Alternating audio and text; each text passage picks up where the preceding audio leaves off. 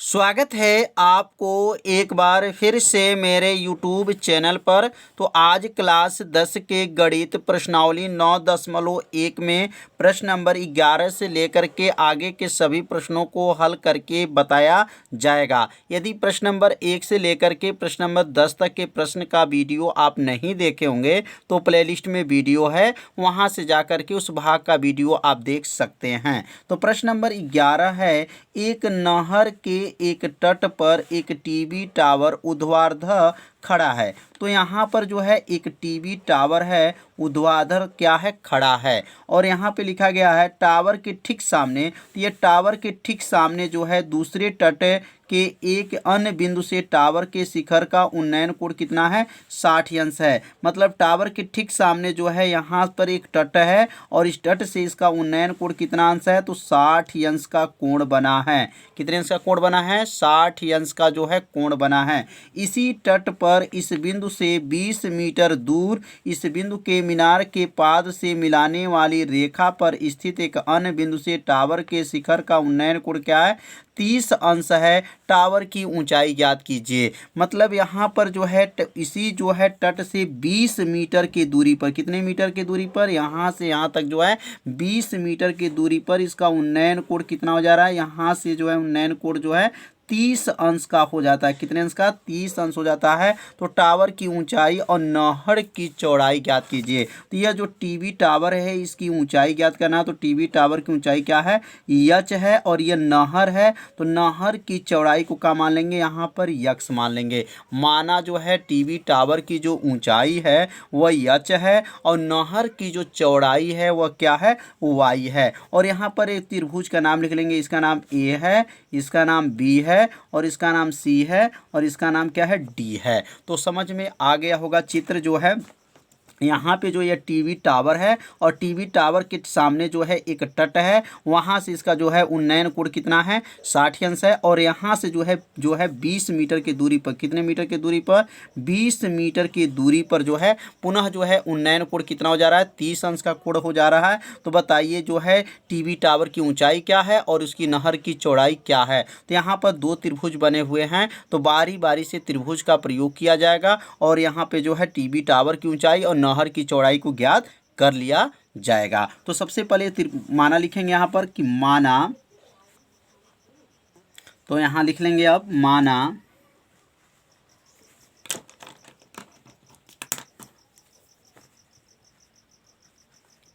माना TV tower की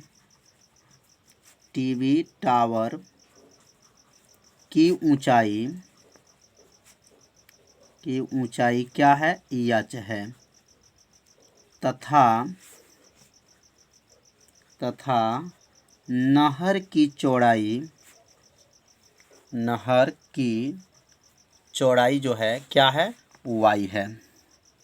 या इसको यक्स भी मान सकते हैं। चौड़ाई क्या है, यक्स है, यक्स भी मान सकते हैं, वाई भी मान सकते हैं। तो यहाँ पर जो नहर की चौड़ाई है क्या माना गया है, यक्स माना गया है। तो अब यहाँ पे दो त्रिभुज बने हैं, तो पहला त्रिभुज का प्रयोग करेंगे। त्रिभुज का नाम है ए बी सी में, त्रिभुज ए बी सी में tan थीटा का सूत्र होता है, पढ़े होंगे, tan थीटा का सूत्र क्या होता है, लंब बटा क्या होता है, आधार होता है। ये किसका सूत्र है, tan थीटा का सूत्र है। तो यहाँ पर पहला जो कोण यहाँ बना है, इस त्रिभुज की बात हो रही है, त्रिभुज ए बी सी में। तो कोण कितना अंश है, 60 अंश का कोण है। लंब कितना है, तो यच है। आधार कितना है, तो यक्स है। तो ये tan 60 अंश कहाँ से आ गया, तो मतलब थीटा के सामने मतलब यहाँ पर कितने अंश का कोण बन रहा है, तो 60 अंश का कोण बन रहा है। अब यहाँ tan 60 अंश का मान क्या होता है, तो करनी में 3 होता है, बराबर हो जाएगा यच बटा जो है यक्स हो जाएगा। अब इसमें गुणा कर लेंगे। अब करनी 3 का गुणा जो है यक्स में जब किया जाएगा तो क्या हो जाएगा, करनी में 3 यक्स हो जाएगा। क्या होगा, करनी में 3 यक्स हो जाएगा। अब यहाँ कर्णी 3 यक्स हो जाएगा, बराबर हो जाएगा क्या होगा, यहाँ पर यच हो जाएगा। या यच बराबर जो है क्या लिख सकते हैं, कर्णी में 3 यक्स लिख सकते हैं, यहाँ या लिख लीजिएगा। मतलब इसको यच को पक्षांतर कर दिए हैं और कर्णी 3 यक्स लिख सकते हैं। अब ये बन जाएगा समीकरण नंबर 1। तो पहला त्रिभुज जो है प्रयोग हो चुका। अब हम लोग प्रयोग करेंगे बड़ा वाला जो त्रिभुज है। बड़े त्रिभुज का नाम क्या है, थोड़ा नाम देख लीजिए। B C D. ये इसमें कितने अंश का कोण बन रहा है, 30 अंश का कोण बन रहा है।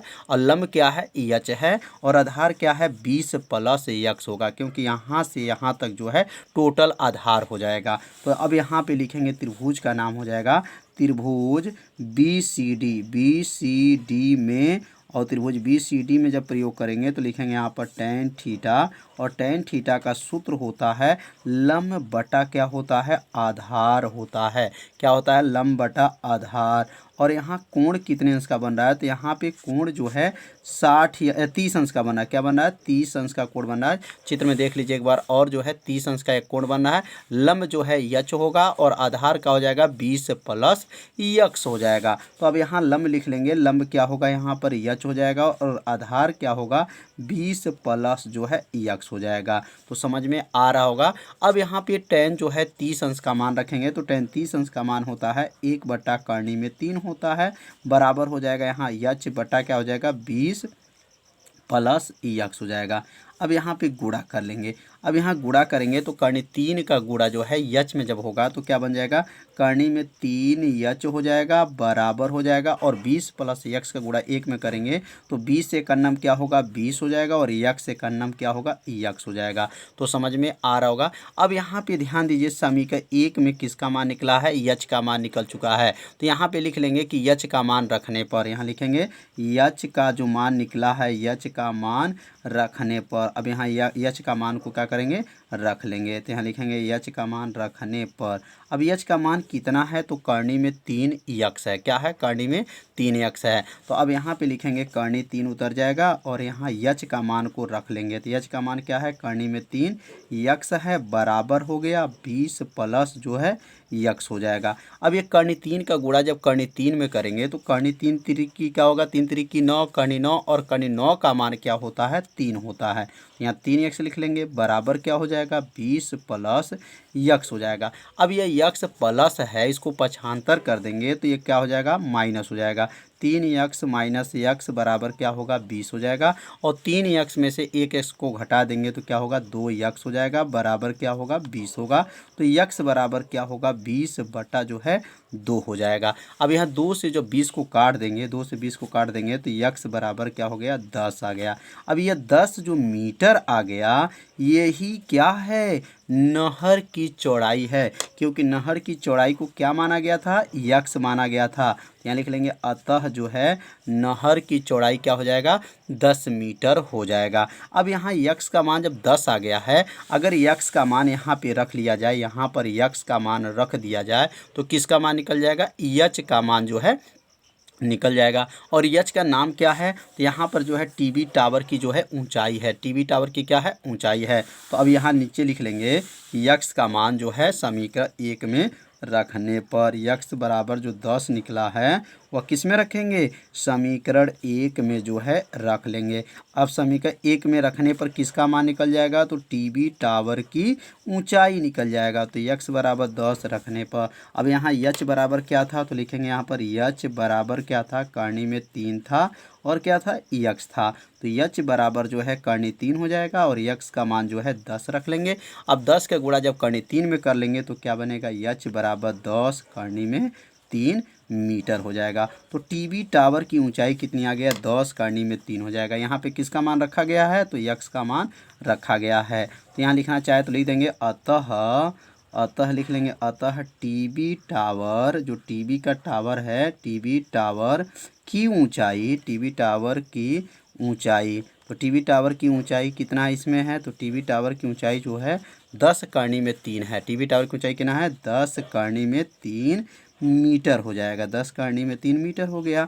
और उसके बाद से जो है अगला जो है नहर की चौड़ाई बताना है, तो यहाँ लिखेंगे अब नहर की चौड़ाई। तो नहर की चौड़ाई कितना था, तो नहर की चौड़ाई को यक्स माना गया था, तो और यक्स का मान कितना आया है, 10 आया है, तो 10 मीटर हो जाएगा। तो समझ में आ गया होगा। तो ये क्वेश्चन बहुत जो है बड़ा नहीं है, बस थोड़ा सा आपको ध्यान देना है। ध्यान दीजिएगा तो आपको क्या होगा, अच्छे से समझ में आ जाएगा। तो अब सीखेंगे अगला प्रश्न। तो प्रश्न नंबर 12 है, 7 मीटर ऊंचे भवन के शिखर से।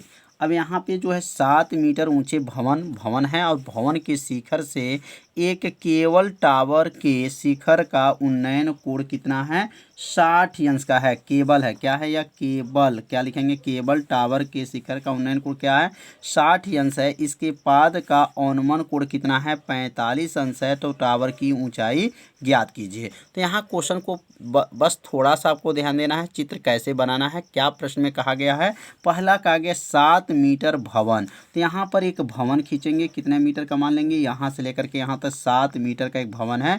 भवन के शिखर के एक केबल टावर के शिखर का उन्नयन कोण, तो यहाँ पर एक टावर खींचेंगे, एक और ये भवन है, और एक जो है केबल टावर है, और इसके शिखर का जो उन्नयन कोण बना है, उन्नयन मतलब इसके शिखर मतलब यह जो है टावर का शिखर का उन्नयन कोण कितना है, 60 अंश का कोण बन गया। कितने अंश का, 60 अंश का जो है कोण बन गया है। इसके पाद का औन्मन कोण, अब यहाँ नीचे देखेंगे, यहाँ से जो है इसके पाद का जो है औन्मन कोण मतलब नीचे बनेगा। कितने अंश का कोण बन गया है, तो यहाँ पर 45 अंश का जो है कोण बन गया है। तो समझ में आ रहा होगा कि यहाँ पे जो है कोण बना 60 अंश का, ऊपर जो बना 60 अंश का, और नीचे जो बना है वह कितने अंश का है, 45 अंश का जो है कोण बना है। तो अब यहाँ पर आगे देखेंगे, इसमें क्या कहा गया है कि औन्मन को 45 है, तो टावर की ऊंचाई ज्ञात कीजिए। तो यहाँ से जो है टावर कितना ऊंचा है, इसकी ऊंचाई की गणना करना है। तो इसकी ऊंचाई क्या होगा, यहाँ से लेकर के यहाँ तक के जो है इसकी ऊंचाई को ज्ञात करना है। तो और यहाँ से जो इसकी ऊंचाई दिया गया है ये कितना मीटर है, 7 मीटर यहाँ से दिया गया है, और यहाँ से भी लेकर के यहाँ तक कितना मीटर है, 7 मीटर है। बस यहाँ से अगर ज्ञात हो जाता तो ये दोनों की ऊंचाई को जोड़ लिया जाएगा, तो ये टीवी टावर जो है, टावर की जो केबल टावर है, इसकी ऊंचाई निकल जाता। तो इतना को अगर हम मान लेते हैं एच है, यहाँ तक की ऊंचाई को क्या मानेंगे, एच है, और यहाँ से कितना है, 7 है, क्योंकि यह 7 है तो ये भी क्या होगा, 7 हो जाएगा। और नीचे की ये दूरी को क्या मान लेते हैं, यहाँ से इसकी दूरी को यक्स मानते हैं, तो यहाँ से भी लेकर के इसकी दूरी क्या हो जाएगा, यक्स हो जाएगा। अब इसका नाम रखेंगे, इसका नाम ए है, इसका नाम बी है, और इसका नाम सी है, इसका नाम डी है, और इसका नाम जो है ई है। तो यहाँ पर बारी बारी से समझेंगे। पहले इस त्रिभुज का हल करेंगे। इस त्रिभुज का अगर हल करेंगे तो किसका मान निकल जाएगा, यक्स का मान निकल जाएगा। और जब यक्स का मान यहाँ निकल जाएगा तो यहाँ से इस त्रिभुज में जो है यच का मान निकल जाएगा, क्योंकि यक्स का मान निकला रहेगा तो यच का मान निकल जाएगा। जब यच का मान निकल जाएगा तो ये दोनों ऊंचाई को जोड़ लेंगे, और टीवी टावर जो भी केबल टावर है इसकी ऊंचाई निकल जाएगा। तो यहाँ सबसे पहले लिखेंगे कि माना लिख लेंगे, माना टावर की जो ऊंचाई है, टावर की उसमें ऊंचाई क्या है, तो टावर की ऊंचाई देख लेंगे इसमें क्या है। तो टावर की ऊंचाई का नाम होगा BE है, क्या है, BE है। टावर की ऊंचाई क्या है, BE है। अब यहाँ पे जो है इस त्रिभुज का प्रयोग करेंगे, त्रिभुज ए और क्या है, BC में, त्रिभुज ABC में। अब यहाँ त्रिभुज ABC में यहाँ प्रयोग करेंगे, तो त्रिभुज ABC में क्या प्रयोग करेंगे, tan थीटा। तो tan थीटा का सूत्र क्या होता है, लंब बटा क्या होता है, आधार होता है। लंब बटा क्या है, आधार। ये किसका सूत्र है, tan का सूत्र है। अब यहाँ पर देखेंगे थीटा कितने अंश का कोण बना है, तो 45 अंश का कोण बना है। तो यहाँ लिखेंगे tan 45 अंश। लंब कितना है, तो थीटा के ठीक सामने वाली भुजा क्या होता है, लंब होता है। तो लंब 7 है, और आधार क्या है, यक्स है। अब tan 45 अंश का मान क्या होता है, तो tan 45 अंश का मान आप लोग को याद होगा, tan 45 अंश का मान 1 होता है। 7 बटा क्या हो गया, यक्स हो जाएगा। इसमें गुणा कर लेंगे तो यक्स का मान कितना आ गया, यक्स का मान जो है 7 मीटर आ गया।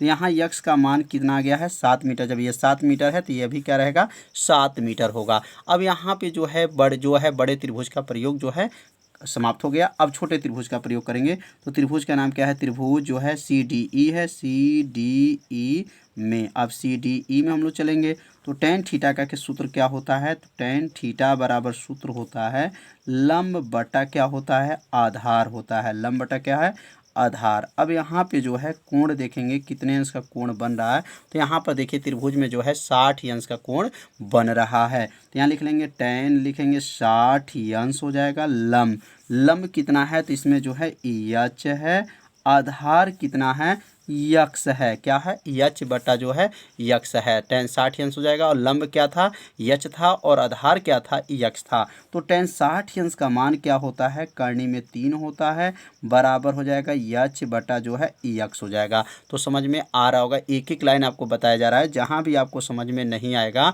वहाँ आप सभी विद्यार्थी जरूर कमेंट कीजिए। अब यहाँ पे जो है करनी 3 में जब यक्स का गुणा कर लेंगे तो कितना हो जाएगा, करनी में 3 जो है यहाँ पर यक्स बराबर क्या हो जाएगा, यच हो जाएगा। तो समझ में आ रहा होगा। अब यहाँ पर यक्स का मान जो है यहाँ रख लेंगे। यक्स का मान निकल चुका है किस समीकरण में, समीकरण में अगर इसको 1 मान लेंगे तो किसका मान निकला है, यक्स का मान निकल चुका है।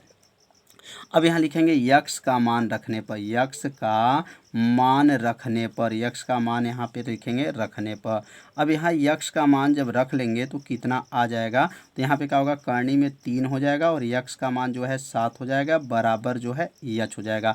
अब 7 में जब करनी 3 का गुणा करेंगे तो 7 करनी में 3 हो जाएगा, बराबर क्या हो गया, यच हो गया। यह यच बराबर जो है 7 करनी में क्या हो जाएगा, 3 हो जाएगा। तो ये किसका मान निकल गया, यच का मान जो है निकल चुका है। तो क्या ये केबल टावर की ऊंचाई है, तो ये केबल टावर की ऊंचाई नहीं है। यहाँ पर चित्र में देखेंगे, अब चित्र में समझ लेंगे यहाँ से। अब ये जो है केबल टावर यहाँ से लेकर के यहाँ तक की ऊंचाई थी, तो यहाँ तक तो क्लियर था 7 था, क्या था 7 था। और ऊपर का जो मान निकालना था, तो ऊपर का मान जो यच का मान निकल गया है 7 करनी में 3 आ गया है। तो अब यहाँ बी ई जो है जोड़ लेंगे, बी ई कितने के बराबर हो जाएगा, तो बी ई कितने बराबर होगा, बी डी प्लस जो है क्या है, डी ई के योग के क्या हो जाएगा, बराबर हो जाएगा। मतलब यहाँ से यहाँ तक की ऊंचाई कितनी होगी, तो यह ऊंचाई तो 7 है और यह ऊंचाई का मान निकल गया 7 करनी में 3। अब दोनों को क्या करेंगे, जोड़ लेंगे। तो यहाँ लिख लेंगे अतः, अतः क्या लिखेंगे, केबल टावर, क्या लिखेंगे, केबल टावर की ऊंचाई, जो केबल टावर की ऊंचाई है, तो केबल टावर की ऊंचाई बराबर जो है कितना हो जाएगा, और केबल टावर की ऊंचाई क्या था, बी ई था, क्या था, बी ई बराबर क्या था, पहला नीचे 7 था और ये 7 करनी में 3 को क्या करेंगे, जोड़ लेंगे। तो समझ में आ गया होगा। अब इसमें से ध्यान से देखिए कॉमन क्या ले सकते हैं, इसमें से 7 कॉमन ले लेंगे। तो 7 इसमें से जब कॉमन हो जाएगा, ये 7 बाहर हो गया तो क्या बचेगा, 1 बचेगा, और ये 7 बाहर हो गया तो बचेगा क्या, करनी में 3 आएगा। या इसको लिख लेंगे 7, करनी 3 को आगे कर सकते हैं, करनी 3 प्लस 1। तो यह जो मान निकल गया है यही जो है केबल टावर की क्या है, ऊंचाई है। तो समझ में आ गया होगा कि कैसे इसको लगाया गया। यदि आपको समझ में नहीं आया होगा तो ज़रूर कमेंट कीजिएगा और वीडियो को एक बार और देखिएगा, जिससे आपको अच्छे से समझ में आ जाएगा। तो आज का पढ़ाई कैसा था, आप सभी विद्यार्थी जरूर कमेंट कीजिएगा, वीडियो को लाइक कर दीजिए और वीडियो को ज़्यादा से ज़्यादा अपने सभी दोस्तों के पास शेयर ज़रूर कर दीजिए। तो मिलते हैं अब अगले भाग में, तब तक के लिए सभी विद्यार्थियों को नमस्कार।